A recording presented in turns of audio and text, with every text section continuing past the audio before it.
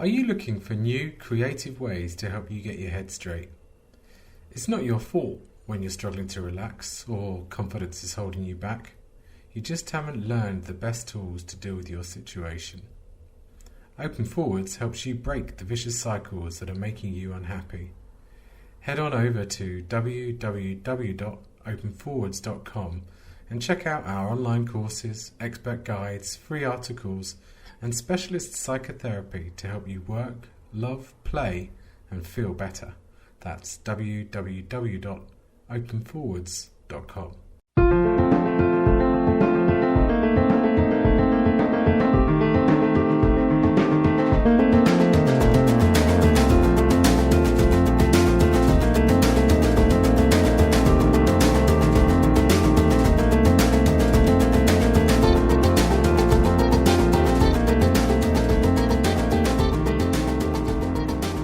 Hello and welcome to episode number 22 of Self-Help Sat-Nav.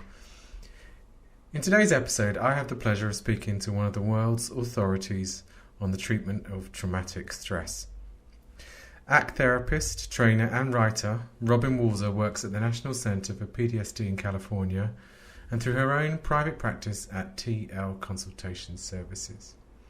I asked Robyn to describe the self-help tool that she finds most useful in her own life and how she's used this in her work with people who've suffered long-lasting effects of traumatic stress. I think the one that is my favorite is working with self as context. And let me just say a little bit about what that is.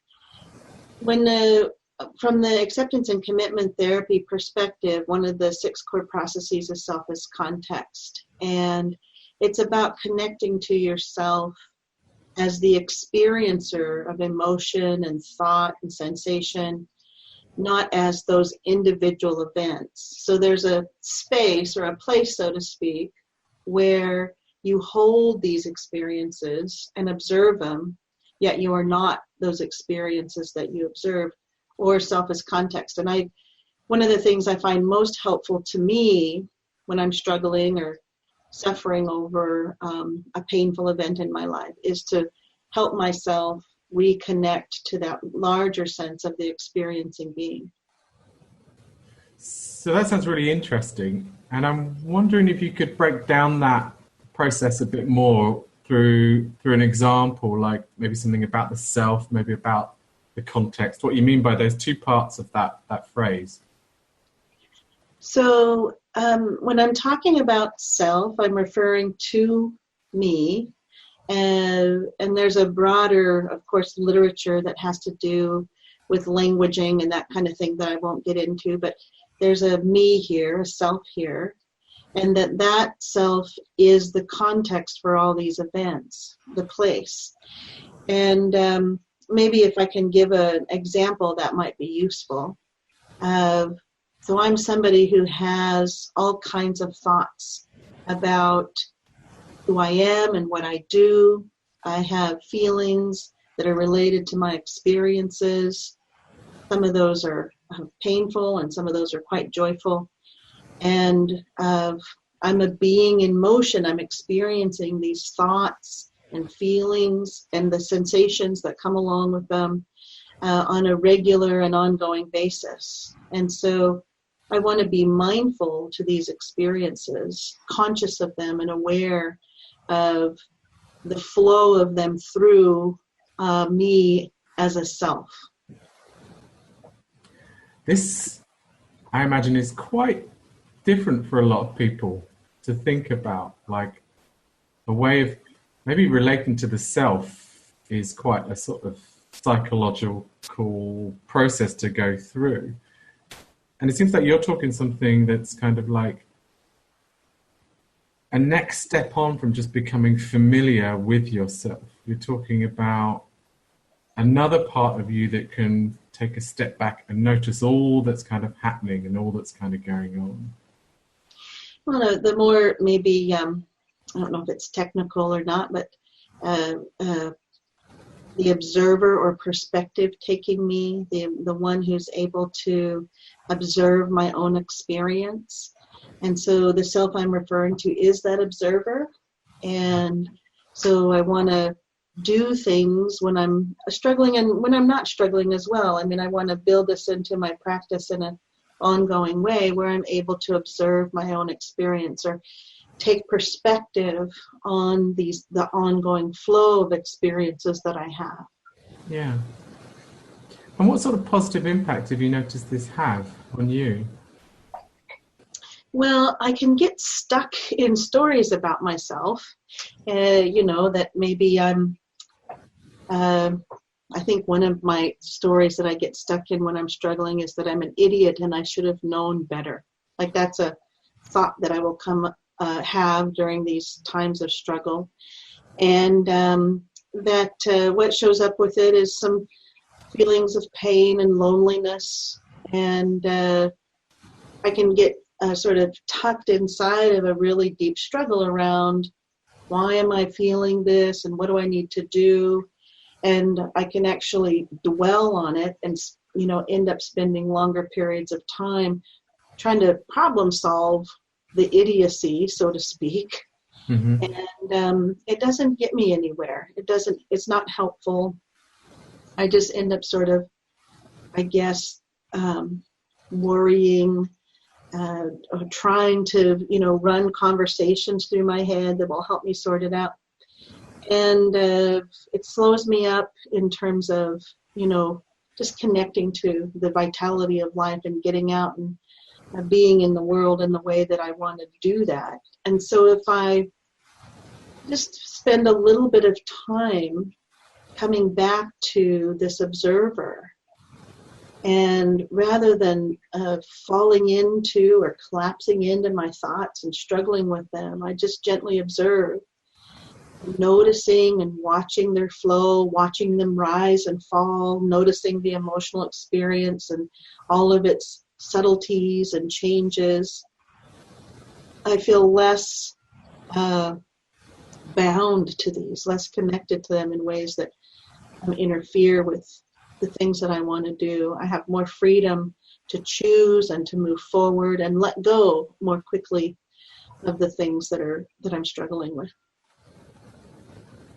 I get an image in my head I'm noticing of some of the difference in the qualities of those experiences.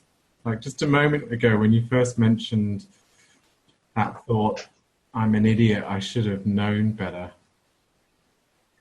There was something that felt like really kind of restricting about it. Like in the moment where that thought shows up, it can be like wearing a straitjacket. Yeah, no, that's a very good description of it. When I have that thought, I can get really down on myself. I should have known better sort of leads to, why didn't you do it differently? How come you found yourself in that situation yet again? Why do you let these things happen to you? But when I pull out into the observer perspective and really just pay attention and notice what I'm experiencing, I can connect to a broader sense of me that has experienced this before. I've been in that place a number of times. I've had those feelings before. And I can see it as a part of my history and as something that I experienced, but it doesn't define me in any way. I'm not sort of bound to those things that my mind is giving me at that time or to the feelings. And so the straitjacket is loosened and I'm able to be freer rather than sort of tied up, so to speak. Yeah, it's interesting you say freer because it was coming across as you were describing how you can move away, take this observer perspective, that it does have this impact of freeing you up. Yeah, and I feel like I have choice in those moments where when I'm caught inside of the thought and sort of going down the rabbit hole of, being an idiot or I should have known better, like that can be pretty dark. That's when I feel like I've got to pull away from my social connections and hide and figure this out and get all of those things, taken care of so that, and I think a little bit of shame even shows up in there too. Then I want to run from that experience as well. And so the observation of it gives me just enough space to see it as an experience that will rise and fall rather than an experience that defines me. Yeah. So starting to think there, you're not saying that it's a way of trying to get rid of it. No, and it's the opposite. There's no attempt to try to fix or change it. In fact, there's a part of it that there's a recognition that this will be with me again, and that there will be times in the future where I will again be in a position to think, I'm an idiot. Why did this happen? Like it's coming. It's just a matter of when, and then how quickly can I free myself? I'm bound to get right back in the straitjacket, because these things are intense and painful, and sometimes they happen immediately. Like you can imagine hitting reply all on an email where you were saying something to one person. That's a small example, right? And then boom, what an idiot. I did it again, might show up, and you can sort of ruminate on that process. But that's a small example. I want to get free from that as not the thoughts, but the straitjacket of it. And then there can be other things that are huge and much more painful where, I feel like I've done something that's going to change the trajectory of my life. When my mind gets rolling around in it, and when I can observe and have freedom, I can recognize that I have choice in where my life goes, that the experience that I had that was painful doesn't actually define my trajectory either. That's got me thinking about some of the people that I've been able to help, that will describe that wondering why do I keep kind of like doing this same old thing? Why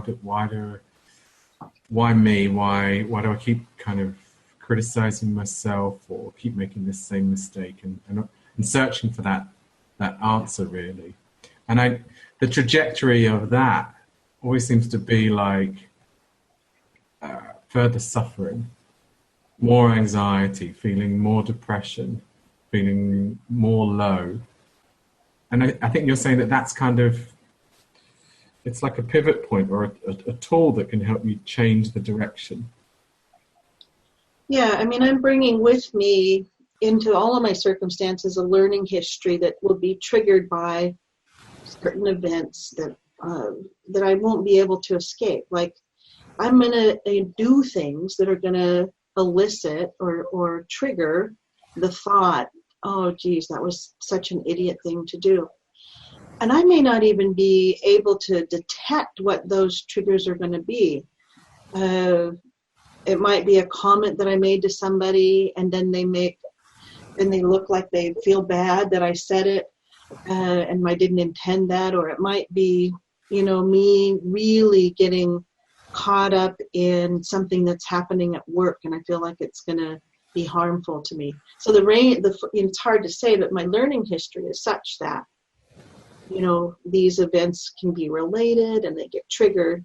So it's clear to me that they're going to show up in the future. And even if it's not a typical event, life contains all kinds of things that we can't predict or be aware of. And I don't know exactly what might trigger these experiences in the future. But there is one thing that I can do, and that's be more aware.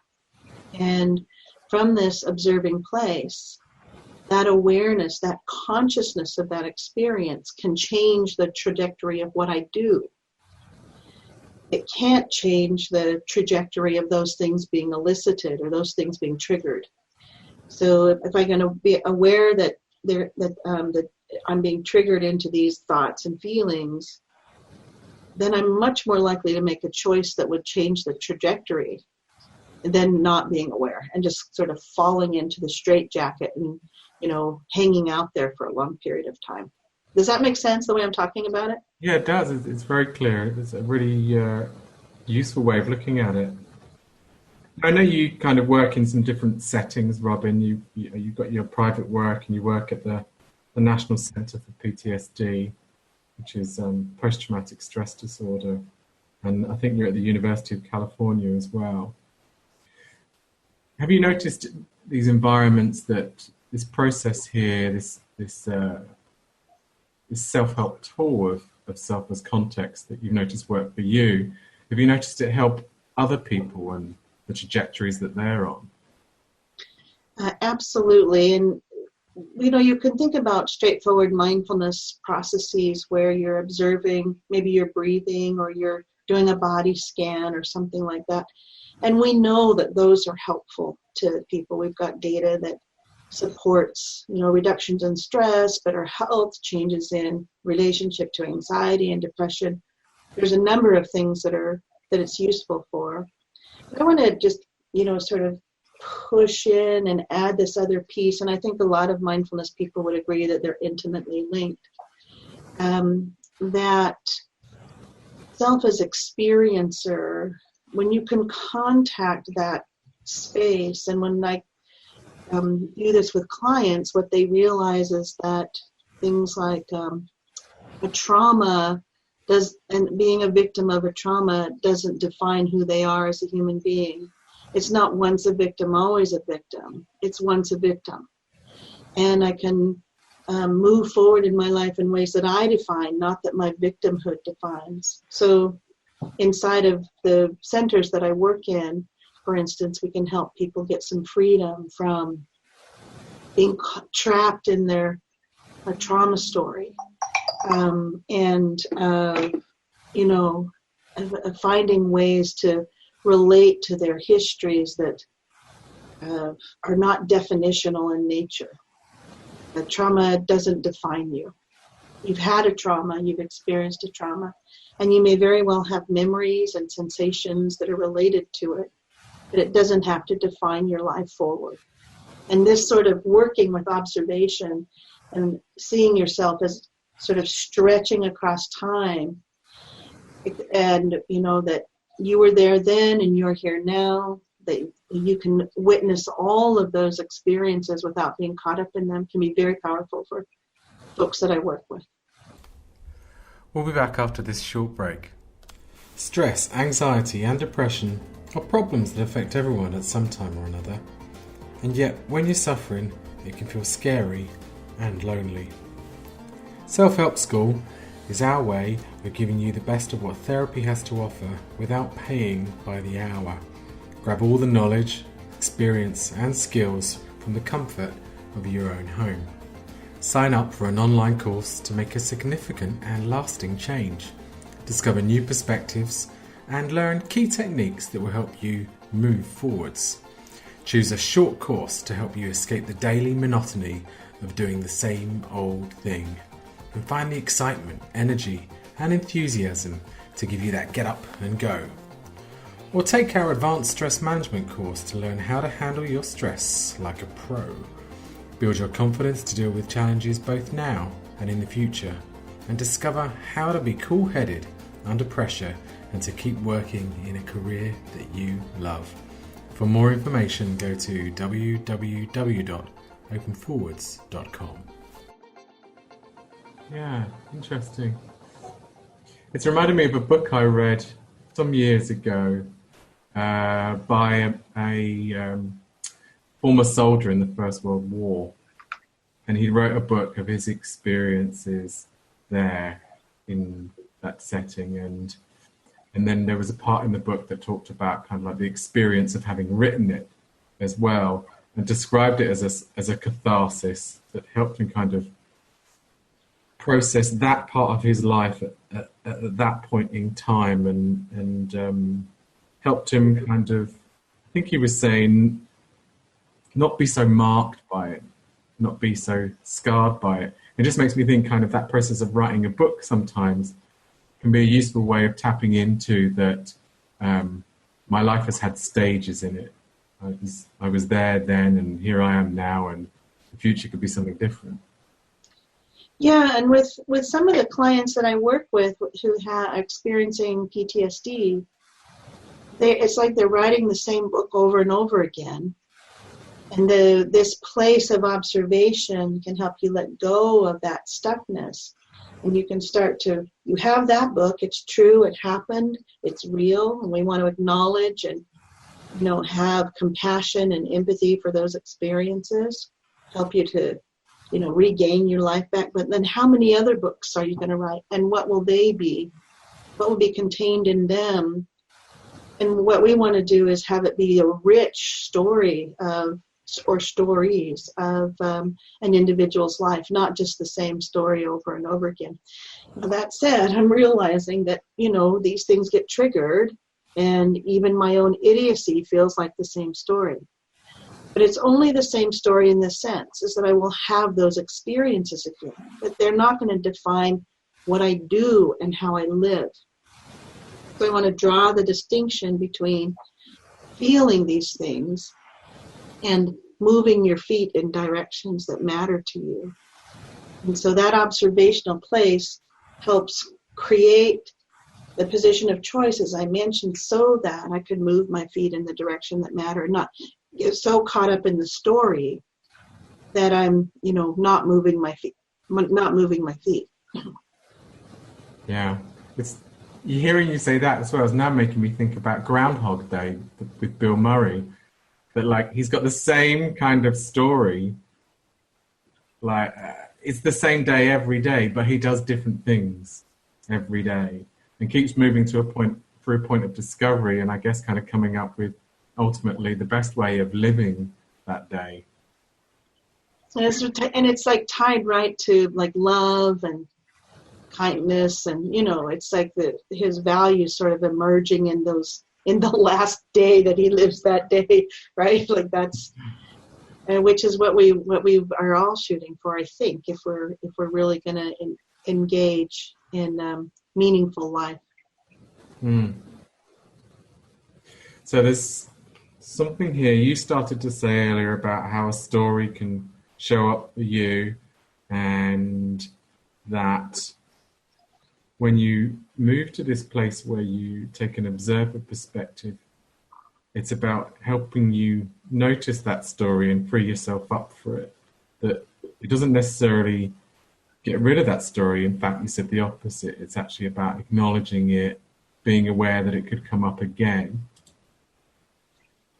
And then just thinking about some of your clients around that may have been traumatized by certain things. I guess there's always the potential, isn't there, for that story about how they've been affected by the trauma to come round again and to pull them back in. But you're saying the difference is not that you don't get rid of the story, but it's how you respond when the story shows up. Precisely. That's exactly it. And awareness is the first step. You can't respond differently if you're not aware. And so this consciousness helps to create that space. Yeah. So how easy do you think this is to do? Oh, that's a good question. I do think you can get there relatively easily if you sort of just can see your experience from the perspective of you see your experience. But I want to say, okay, let me say it this way. It's easy and hard at the same time. You can step into that at any moment, but you need to practice it over and over and over again in order to really connect to it. I think it's why mindfulness practice is so important. And, really observing that flow, the ongoing flow of experience, and staying in it for a period of time is, I think, important. So it has both qualities, easy and hard. So there's a guidance tip I think you're saying here, is that to get the most out of it, having a regular mindfulness practice is a good way to go. I would definitely support that statement. Are there other tips that you would offer about how to get the most out of making this work? Well, I think really taking time to drop into any moment. Mindfulness, people typically think of sitting in a special place and watching the breath or something like that. But anytime you can show up to yourself as awareness, as consciousness, whether you're standing in the shower or standing and basking in the sun, and just recognizing the experience of the moment, and also being aware that it changes and moves. Like, even when it feels like it's not shifting, if you show up and are present to it, you'll observe the shift. The sun on your face will get hotter, and the shower will, you'll feel different parts of the water hitting your body.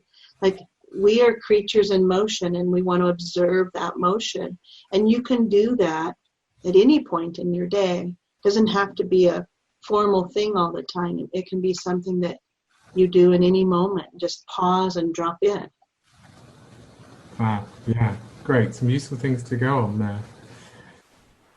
So obviously you're in the US, and I understand you're coming over to the UK in March. Looking forward to it. You're running a workshop, aren't you? Called, now I'm just trying to pull up the title. It's on Monday the 5th and Tuesday the 6th of March in London, and it's called Mastering ACT, an Advanced Skills Workshop. Can you say something about kind of what you're trying to do in that workshop, who you think it'd be ideal for? Yeah, it is essentially designed for clinicians who are interested in advancing their skills on acceptance and commitment therapy. And self as context work that we've been talking about, of course, is inside of that model, that approach. But I'm going to be focusing on the interpersonal, intrapersonal, and overarching processes, which are not just about the 6 core processes that are inside of ACT: diffusion, acceptance, present moment, values, committed action, and self as context. I want to bring those together in a flexible way inside of the context of interpersonal and intrapersonal relation and processes, and the arc of the therapy. And so it'll be skills building work that's built around recognition of multiple layers of process rather than just implementing the 6 core processes. Oh, wow, okay. Yeah, great. And I know you've written several books kind of over the years. I was just kind of listing them off. I think I counted 7 or 8 kind of in total. Correct me if I'm wrong. I think it's not that many, but that'd be cool if it was. I noticed kind of you've done Learning ACT, you've done some couples books, Mindful Couple and ACT for Couples, and ACT in Action, and ACT for PTSD, of course. I understand you're writing a book at the moment. I am. I'm writing a book for New Harbinger. The title is The Heart of ACT, Developing a Flexible, Process-Based, and Client-Centered Practice Using Acceptance and Commitment Therapy. I'm nearly finished. I just have a chapter and a half left to write. It goes off to New Harbinger mid-month of February, and I believe will be out at the end of the year, the beginning of 2019. So, and it'll basically be reflecting the workshop that I'm doing in London in March. Okay, so there you've got some kind of cohesion going on with those two things. Yeah. So again, aimed at clinicians, kind of with the same intentions behind it. Yeah. Yeah, lovely. Okay. Well, it's been wonderful talking to you today, Robyn. It's been great to get your experience of kind of using this self-help tool, and to hear your perspective on it. And I'm guessing the listeners will get a lot out of that. So thanks very much. Thank you for having me, Jim. It was my pleasure.